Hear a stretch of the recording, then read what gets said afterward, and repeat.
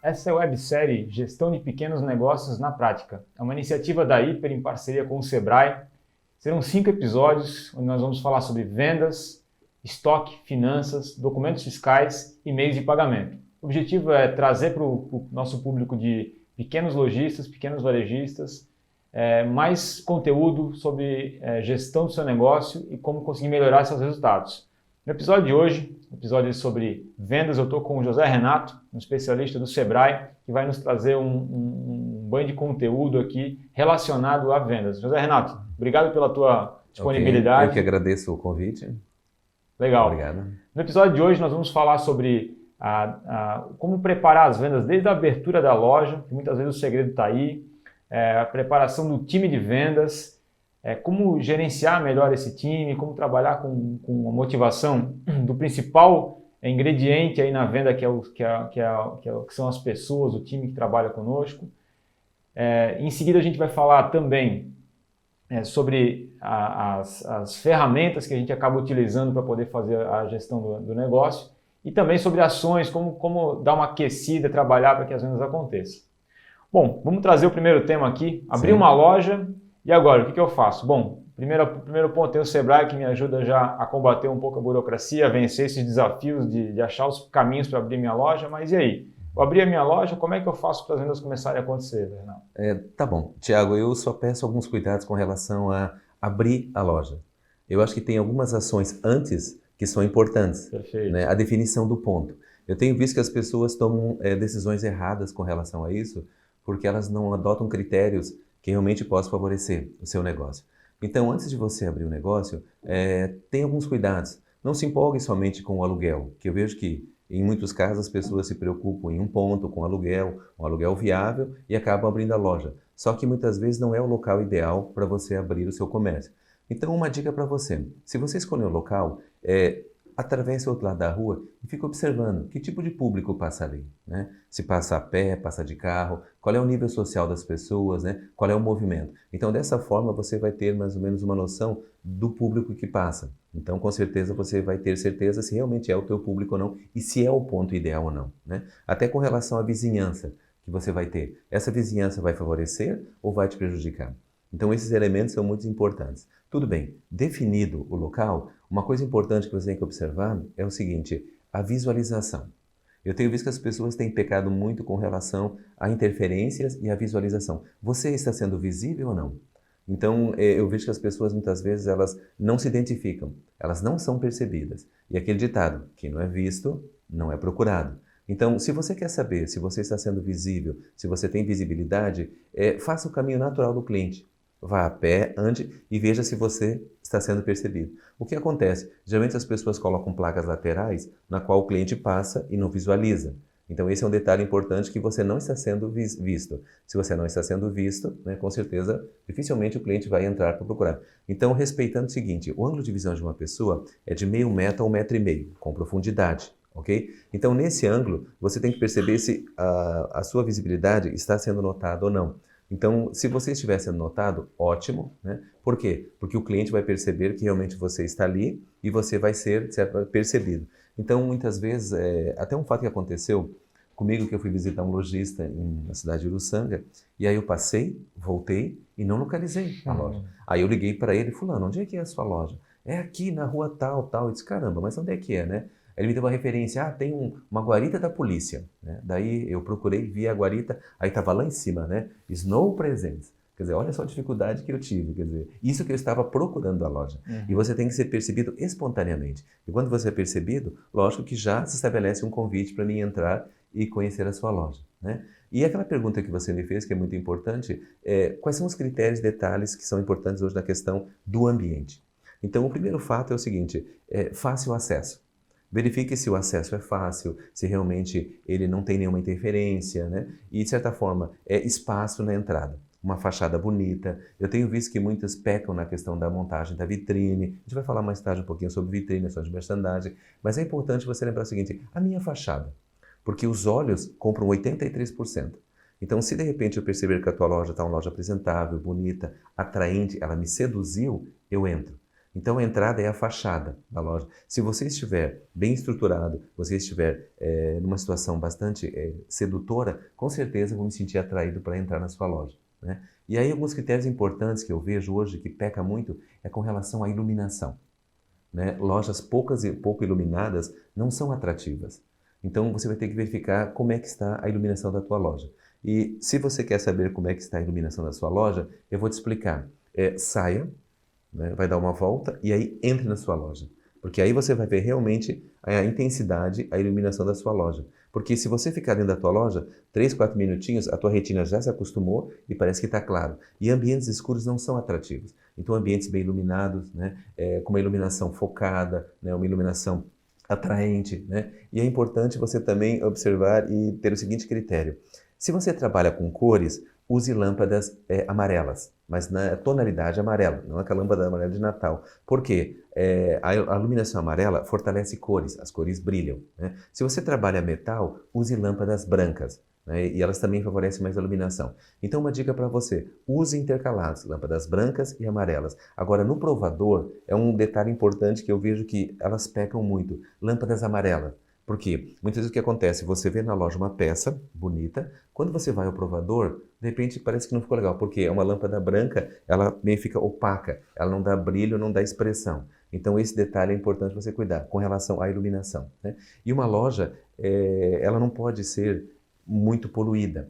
Uma coisa que eu tenho visto é que muitos fazem da loja um depósito, né? E você não pode fazer a tua loja um depósito. Aí uns me dizem assim, professor, mas espera aí, mas o que não é visto não é comprado. Mas é que você coloca tanta mercadoria que eu não consigo ver nada.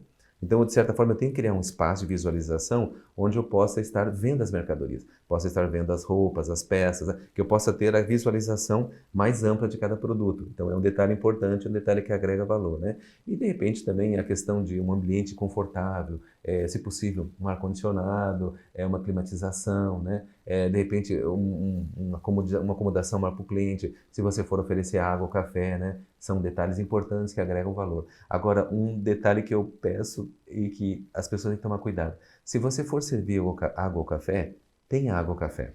Porque a coisa mais terrível é você ver numa loja uma garrafa de café, aí você vai lá, vazio, né? Então, por favor, suma com aquela garrafa, né? Então, se você for servir, tenha à disposição do cliente. Então, esses detalhes já começam a favorecer uma ambientação favorável, onde cria um clima de estímulo. Aí mais tarde a gente vai falar sobre como gerar esse estímulo, como montar técnicas de composição, como tornar o ambiente mais atrativo.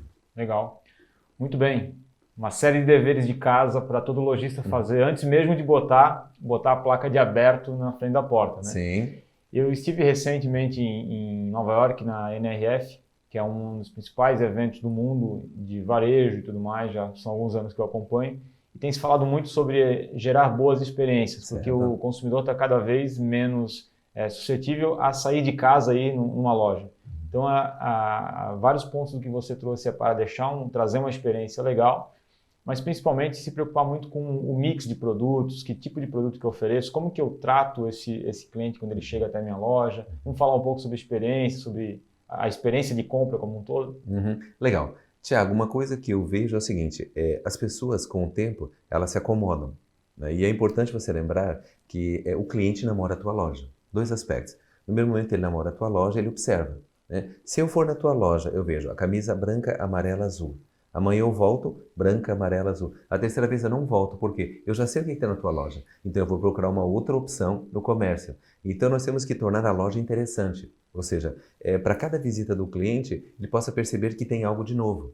Então ele já se programa, né? Puxa, eu vou passar na loja do Tiago porque deve ter alguma novidade. E o que eu vejo é que as pessoas se acomodam, deixam do jeito que está, no mesmo jeito e não mudam. Então a loja começa a parecer desinteressante, né, para o cliente.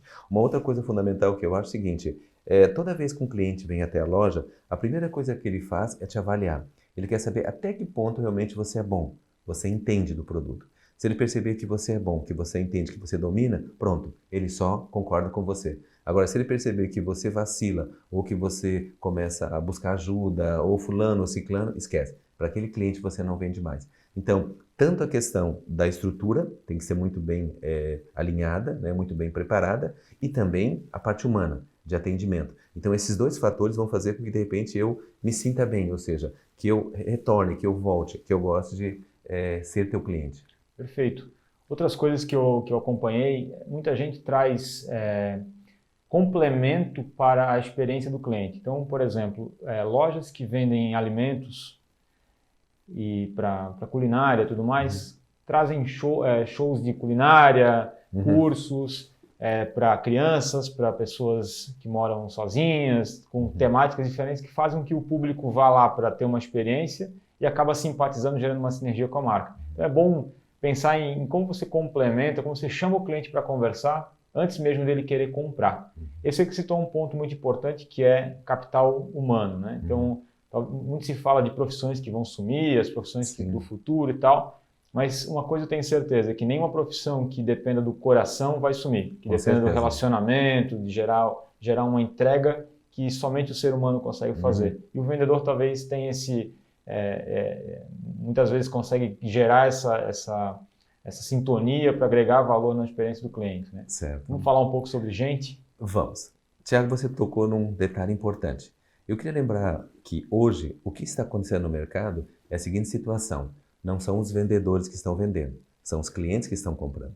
Então muitas pessoas optam pela área de vendas porque acham que vender é ficar ali, entregando produto ou tirando pedido. Não, isso é entrega. Venda é outra coisa, né? Então muitas vezes o que acontece? De repente eu chego lá na sua loja e pergunto, Tiago, você tem uma água mineral? Ah, tenho. Aí você vai dizer, puxa, vendi uma água para o Renato. Não, eu comprei a água, né? Agora, se você disser para mim assim, Renato, que tal um pastelzinho que saiu agora, né? Opa, o pastel você me vendeu.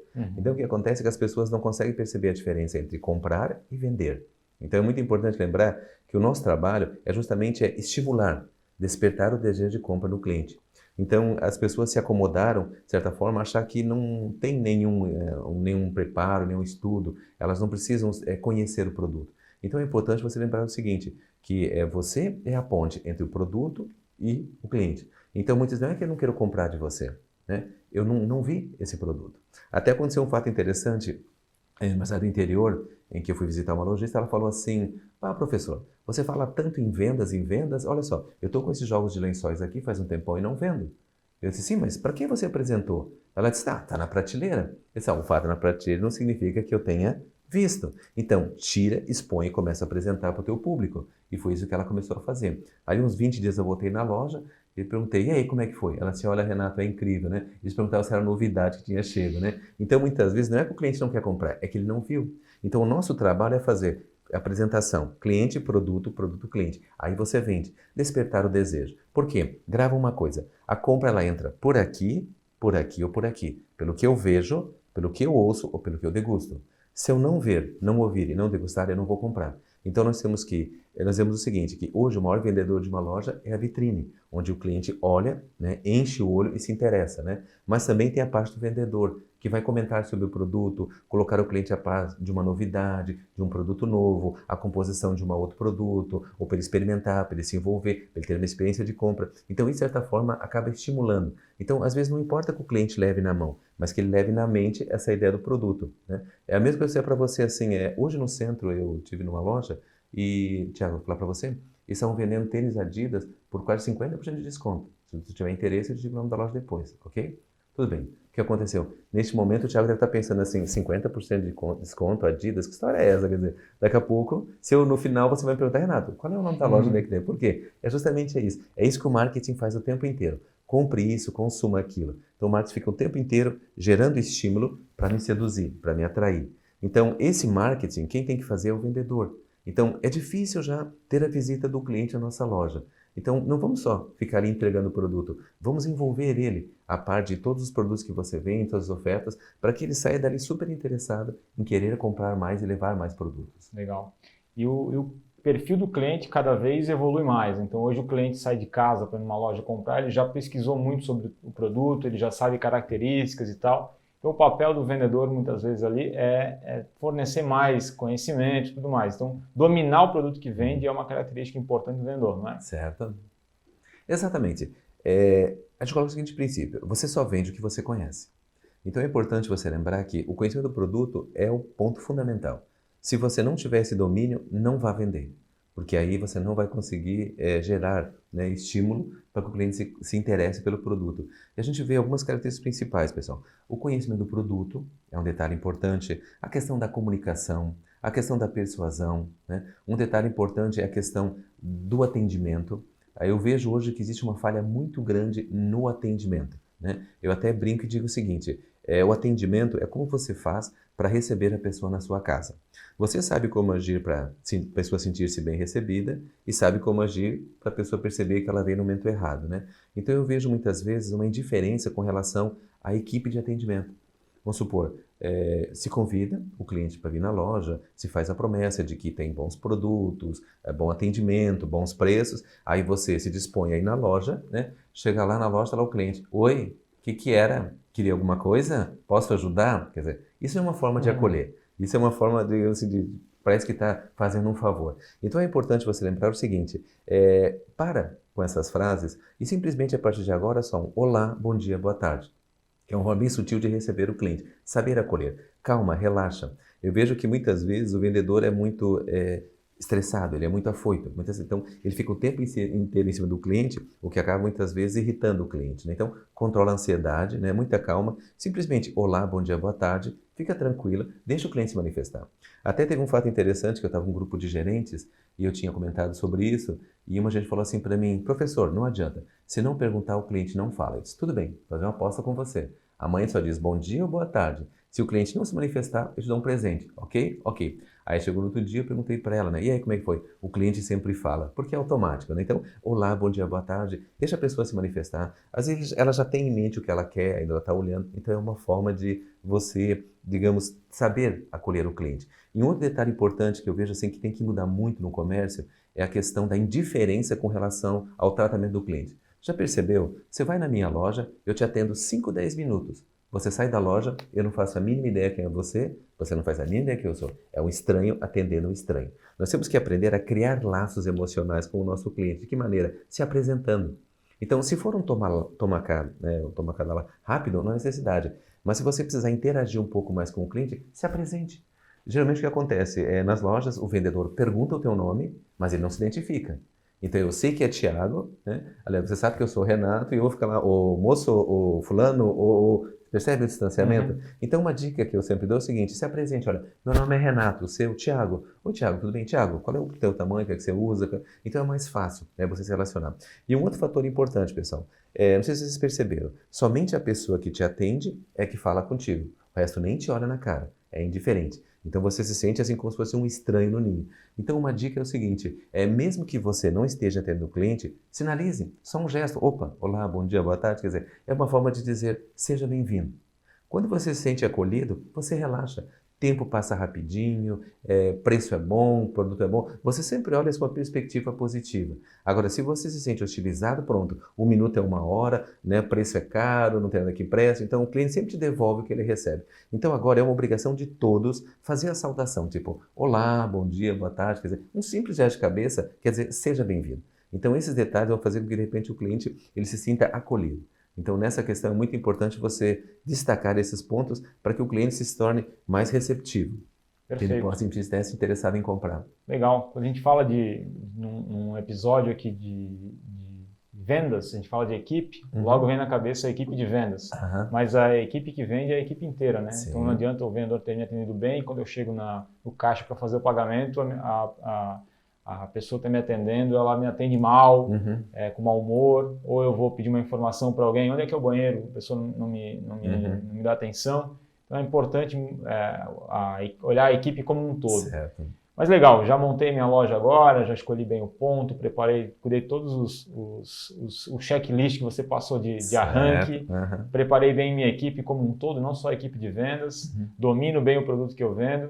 E aí, como que eu faço para vender? Que tipo de ação de vendas que eu posso fazer? Como que eu gero essa mágica da venda acontecendo na minha loja? Tá bom. Na realidade, você tem que olhar o seguinte aspecto. Se você for fazer uma promoção, você tem que ter bem claro qual é o objetivo. Qual é a tua intenção naquela promoção? Eu vejo que às vezes as pessoas fazem uma promoção por simplesmente fazer uma promoção. Então você tem que ter claro qual é teu objetivo. O que você quer? É de repente acelerar as vendas, a demanda de um produto ou aumentar, né, o seu resultado. Você tem que ter bem claro isso para você poder direcionar todo o esforço para esse sentido. Então o primeiro ponto é o seguinte, defina claramente qual é o objetivo da promoção. Aí você vai ter que pensar de que forma eu posso ser persuasivo, de que forma eu vou seduzir esse cliente, de que forma eu vou atrair o cliente, né? Tem uma brincadeira que eu digo assim, Tiago, se eu disser para você assim, Tiago, passa final de semana lá em casa, né? O que você vai dizer? Ah, Renato, se eu não tiver nada para fazer, né, eu até posso ir. Agora, se eu disser assim, Tiago, vai final de semana lá em casa que eu vou fazer um churrasquinho com cerveja. É só um exemplo, tá? Do que acontece. De repente você vai sentir. Então, o plus a mais é justamente aquele churrasquinho com cerveja. Então, além da simples comunicação, o que eu estou colocando a mais para atrair, né? Então, de certa forma, eu vou ter que construir uma mensagem muito interessante, né, para que realmente o cliente se sinta interessado em vir comprar na minha loja. Depois, lógico, eu vou ter que saber qual é o canal que eu vou usar. Muitas vezes as pessoas não sabem usar um canal que realmente vá de encontro ao seu cliente. Então hoje nós temos todas as redes sociais que podem facilitar esse acesso, que tem um custo mais em conta, né? Ou de repente você é uma outra mídia, panfletos, o que você precisar, telefone, contato pessoal. Então, de certa forma, nós precisamos comunicar. Então eu tenho visto muito isso. Se faz uma promoção, mas nenhum cliente fica sabendo. Então nós temos que alardar, ou seja, quanto mais pessoas souberem, mais chance eu tenho, de repente, de fazer com que aquela promoção vingue, tenha resultado, né? Perfeito. Essa preocupação muito grande em atrair o cliente para dentro da loja.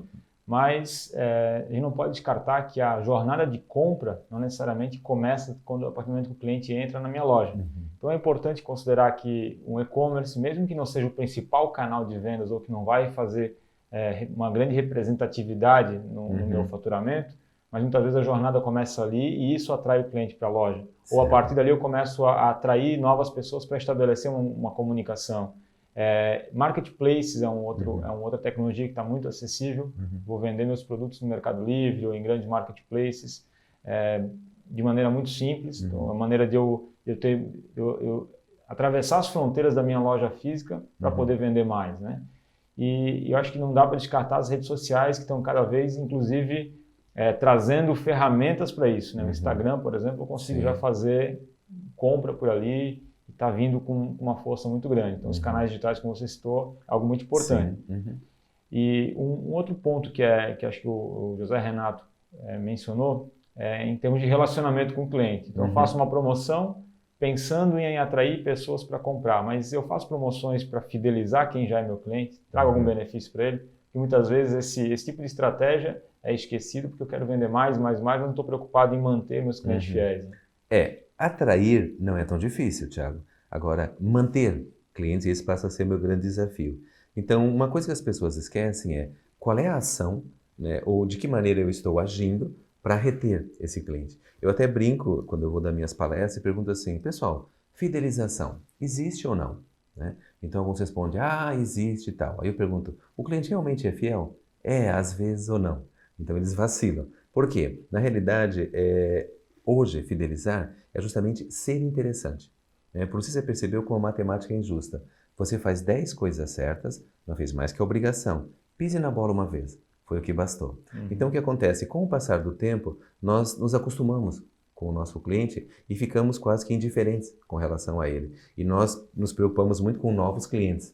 Toda a atenção, colocar um tapetinho vermelho, né? O seduzir novos clientes. E a gente esquece de manter o que tem. Então, lembre o seguinte, mesmo que o cliente já esteja muito tempo com você, é como se fosse uma primeira experiência, um primeiro contato. Sempre ser interessante, né? Trate bem aquele cliente, valorize aquele cliente, né?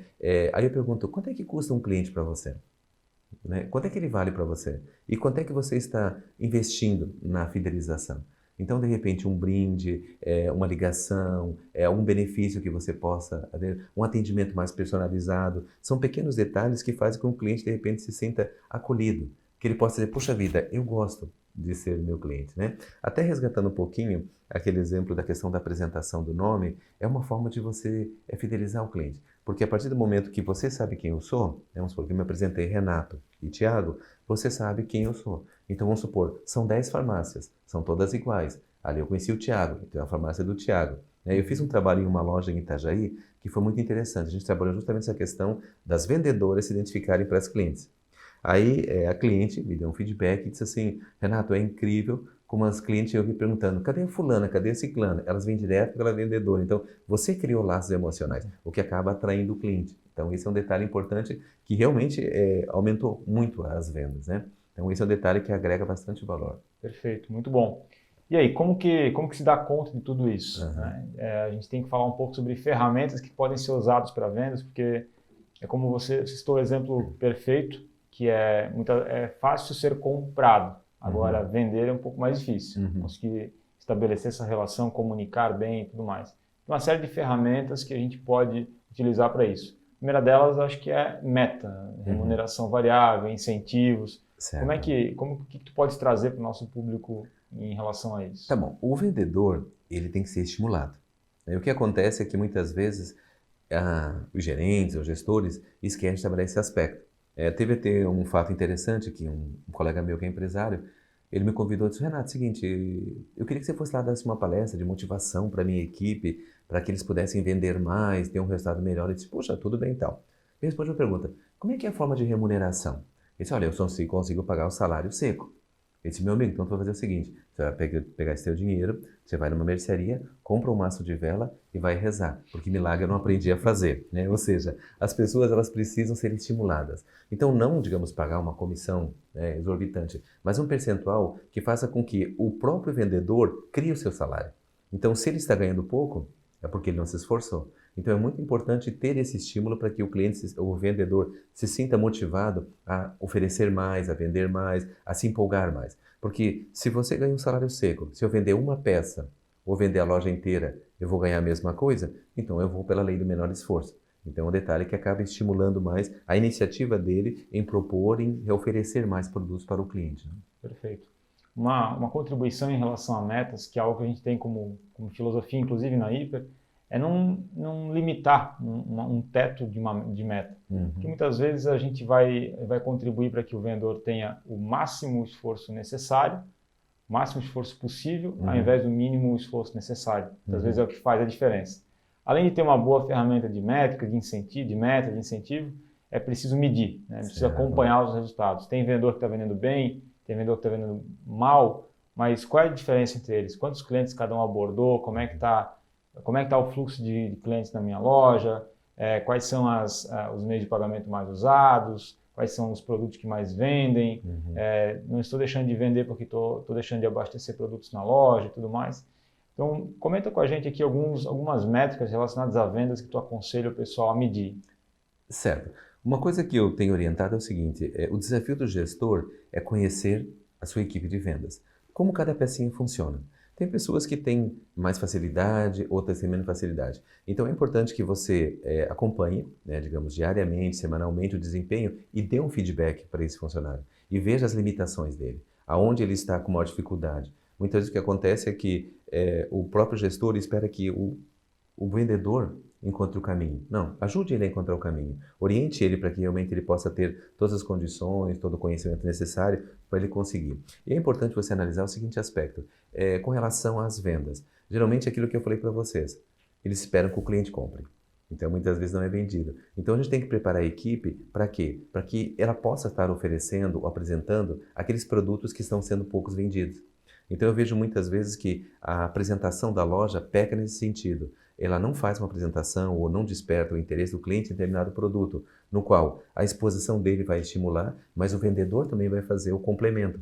Tipo assim, olha só, oferecer aqueles produtos que estão meio que parados na loja. Então justamente fazer, estimular esse giro para que as pessoas possam comprar mais, né? Que estimule mais o consumo daquele produto. Então você vai ter que analisar a métrica, ou seja, aqueles produtos que não estão sendo vendidos são os que vão ter que ser oferecidos, né? Ou seja, a gente coloca na área de frente, de primeiro impacto. E aqueles produtos que são comprados, né, coloca mais no fundo. Porque existe um erro na questão da montagem da loja, é que se faz uma promoção, aí se coloca o produto em promoção na frente. O que acontece? O cliente vem, pega e vai embora. Então, na realidade, o quê? Aquele produto que o cliente vem comprar, nós temos que colocar no fundo, para que o cliente, ele entre. É aquela estratégia do açougue e da padaria no supermercado, que você passa por toda a loja, acaba se estimulando e acaba muitas vezes comprando o produto. né? Perfeito. Então essa é uma questão interessante que ajuda você, de repente, a trabalhar a questão da venda de produtos que estão um pouco parados na loja, né? Maravilha. Uma contribuição aqui, e até uma pergunta, uma provocação para você que está assistindo.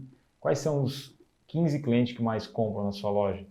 Quais são os clientes que compram a cada 2 meses na sua loja? Quais são os 20 produtos mais vendidos?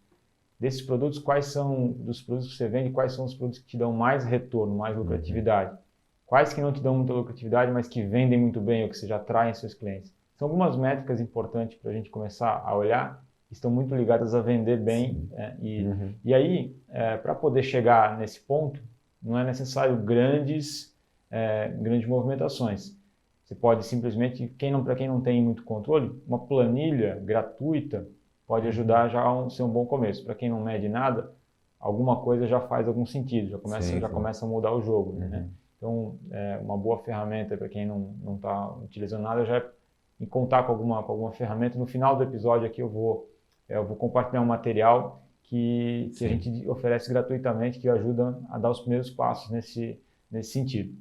Uma outra ferramenta importante, um outro lugar que se tem que estar olhando é para canais digitais.